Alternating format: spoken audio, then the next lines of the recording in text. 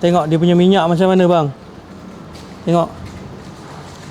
Dah cakap dah. Aku dah cakap dah.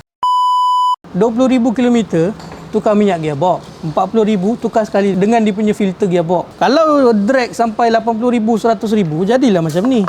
Ini dekat atas aku ni gearbox Civic FC 1.5 VTEC turbo tau. So owner ni dia cakap dia gearbox dia ni problem. Jadi dekat sini dia punya minyak memang hitam teruk lah, dah macam air kopi dah aku tengok ni.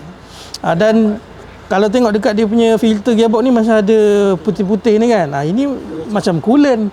Kalau kata macam coolant, berkemungkinan besar dia punya oil cooler gearbox pun dah pecah. Tapi bila kita tengok keseluruhan minyak dia, tak ada pula yang macam ni kan. Cuma dekat filter dia je ada yang ni.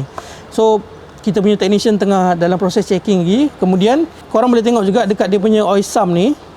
Aku tarik keluar dia punya magnet. Korang tengok ni. Penuh dah habuk besi kat sini. Memang penuh habuk besi. Ini bukan habuk besi yang baik lah. Ini habuk besi yang buruk, yang teruk orang kata. Jadi kalau dah tebal macam ni, berkemungkinan besar komponen dalaman gearbox dia pun dah akan bermasalah ataupun dah start ada yang makan lah.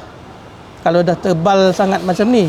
Korang tengok ni, magnet dia sampai pecah. Nampak? Habuk besi jangan cakap lah, memang banyak. Tapi aku yakin lah, memang dia punya gearbox oil cooler dia ni dah pecah. Makan modal. Kalau kes macam ni memang kena full overhaul lah. Cerita dia kalau oil cooler gearbox dia pecah. Untuk Civic FC 1.5 turbo ni, kita pernah share sebelum ni, dia punya stick bed CVT dia memang besar, memang tebal. Jadi untuk model ni kita tak boleh upgrade dia punya stick bed sebab dah cukup tahan. Tapi ada juga kes putus. So untuk korang yang tengok video ni, kalau ada masalah gearbox, boleh contact kita di Transmatic Automotive Seksyen 15 Shah Alam. Kita buka daripada hari Sabtu sehingga hari Khamis. Hari Jumaat saja kita cuti.